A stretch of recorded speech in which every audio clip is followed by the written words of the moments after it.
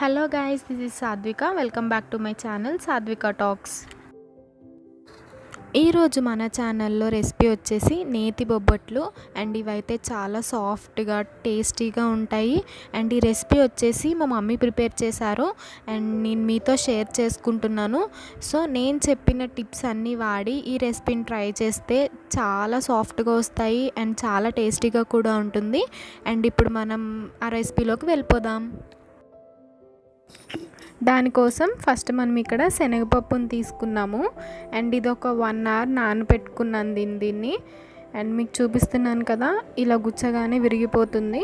And next ఇప్పుడు ఆ శనగపప్పుని మనం కుక్కర్లో వేసుకొని ఒక 4 to 5 విజిల్స్ వచ్చేదాకా ఉడకబెట్టుకోవాలి. మనం ఆల్రెడీ నానబెట్టుకున్నాం కాబట్టి ఒక 4 to 5 విజిల్స్ చాలు. అండ్ ఈ విజిల్స్ వచ్చేదాకా మనం నెక్స్ట్ మైదాని కలుపుకుందాము. అండ్ ఇక్కడ నేను ఒక బౌల్ తీసుకొని అందులో 2 కప్స్ మైదా యాడ్ చేసుకుంటున్నాను. అండ్ ఇప్పుడు ఇందులో లైట్గా సాల్ట్ వేసుకున్నాను. అండ్ నెక్స్ట్ ఇప్పుడు మీరు దీన్ని వాటర్ వేసుకొని ఆయిల్ వేసుకొని చపాతీ పిండిని ఎలా అయితే కలుపుకుంటారో సేమ్ యాజ్ ఇట్ ఈస్గా అలా కలుపుకోవాలి. చూసారు కదా, ఇక్కడ నేను ఆయిల్ వేసి కలుపుతున్నాము. అండ్ ఈ రెసిపీ వచ్చేసి నేనైతే చేయలేదండి, మా మమ్మీ చేశారు.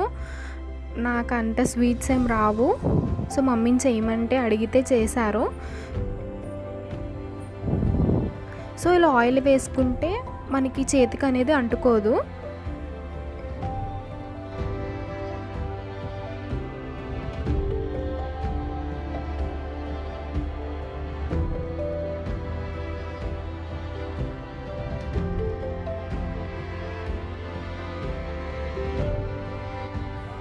సో ఫైనల్గా కలిపేసుకుందాం కదా, ఇప్పుడు దీన్ని ఒక బాల్ షేప్లోకి చేసుకుందాం మనం.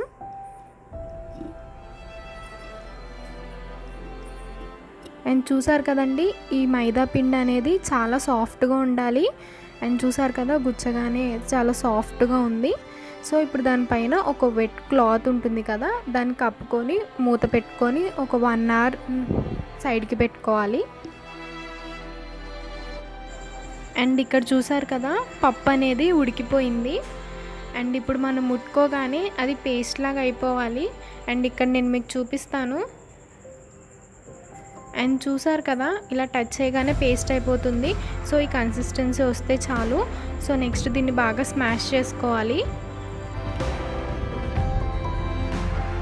అండ్ ఇక్కడ నేను 1 కిలో బెల్లం తీసుకున్నాను.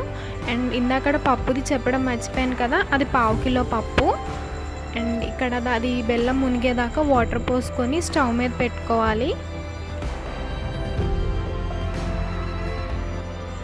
సో ఇది పాకం వచ్చేలాగా బెల్లం అంతా కరిగించుకోవాలి.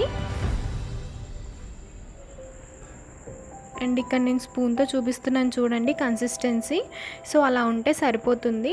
అండ్ ఇప్పుడు ఉడకపెట్టిన పప్పు ఉంది కదా, ఇప్పుడు ఆ బెల్లాన్ని వడకట్టుకుంటూ ఇందులో పోసుకోవాలి.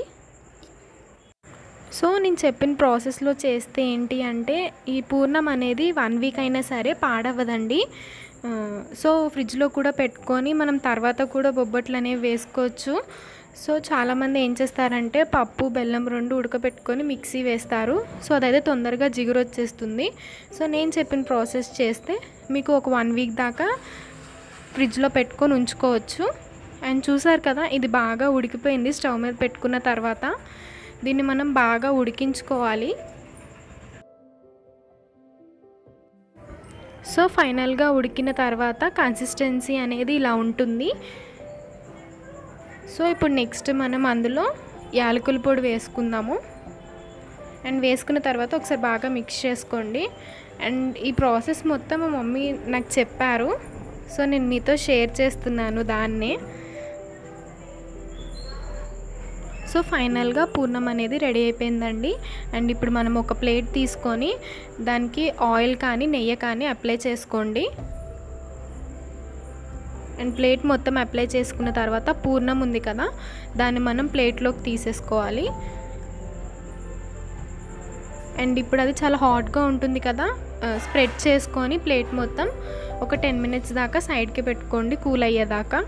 అండ్ నెక్స్ట్ ఇక్కడ ఇది కూల్ అయిపోయింది కదా, అండ్ మా మమ్మీ ఇక్కడ బాల్స్ చేస్తున్నారు పూర్ణాలని. అండ్ అక్కడ అరిటాకు తెచ్చుకున్నాము, అరిటాకులో పెట్టుకుంటాము. అండ్ ఫస్ట్ అయితే ఒక 5 చేసి చూపిస్తాం మీకు ఎలా అని చెప్పి. అండ్ చూసారు కదా, ఇలా ఒక్కొక్క బాల్ చేసుకొని సైడ్కి పెట్టుకోండి.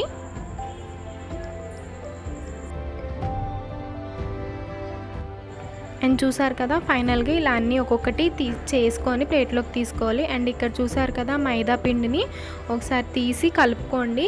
అండ్ మనం పిండిని ఎంత సాఫ్ట్గా కలుపుకుంటామో అండ్ అంతే సాఫ్ట్గా ఉంటుంది. సో ఇక్కడ ఒక ప్యాన్ తీసుకున్నాము అండ్ ఒక ప్లాస్టిక్ షీట్ కూడా తీసుకున్నాము.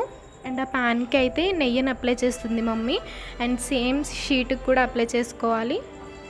అండ్ ఇక్కడ చూసారు కదా, ఒక బాల్ తీసుకొని మైదాది అందులో పూర్ణం అనేది పెట్టి దాన్ని మొత్తం కవర్ చేస్తుంది అక్కడ. అండ్ ఇలా బాల్గా చేసుకొని అండ్ ఆ షీట్ మీద పెట్టుకొని మీరు హ్యాండ్తో అన్న ప్రెస్ చేసుకోవచ్చు, లేకపోతే చపాతీ కర్రతో కూడా చేసుకోవచ్చు.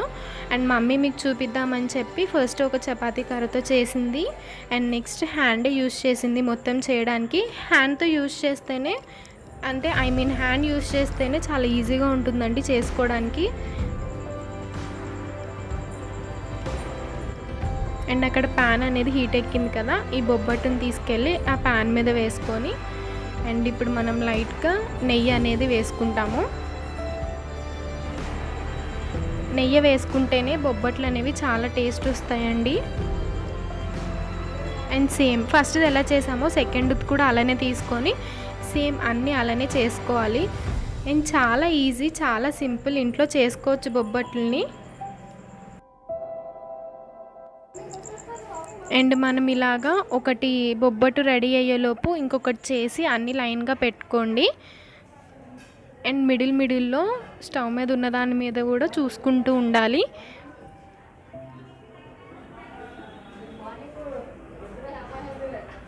అండ్ చూసారు కదా, ఇప్పుడు దాన్ని టర్న్ చేసుకున్నాము అండ్ ఎంత కలర్ఫుల్గా ఉందో కదా. అండ్ చాలా బాగుంటాయండి, మీరు కూడా ఇంట్లో ఒకసారి కంపల్సరీ ట్రై చేయండి. అండ్ నేనైతే చాలా సింపుల్గానే చెప్పాను మీకు. అండ్ మా మమ్మీ స్వీట్స్ అనేవి బాగా చేస్తారు, సో మీతో కూడా షేర్ చేసుకుంటున్నాను ఆ రెసిపీసే. అండ్ అరిటాకులో తీసుకొని నెయ్యి అనేది అప్లై చేసుకున్నాను. And same as it is మిగతావి కూడా చేస్తుంది మమ్మీ. అండ్ ఇలాంటి పెద్ద పెద్ద స్వీట్స్ అయితే నాకు అస్సలు రావు, సో మమ్మీయే చేస్తారు అన్నీ. సో నేను మీతో షేర్ చేసుకుంటున్నాను అంతే.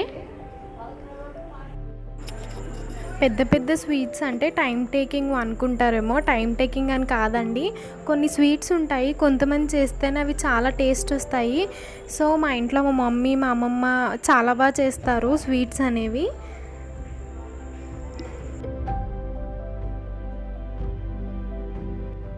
చూసారు కదా, చూస్తుంటేనే నోరు ఊరుతుంది కదా. సో ఏం లేట్ చేయకుండా మీరు కూడా ఇంట్లో ఒకసారి ట్రై చేయండి. అండ్ చూసారు కదా, ఫైనల్గా నేతి బొబ్బట్లు అనేవి రెడీ అయిపోయాయి.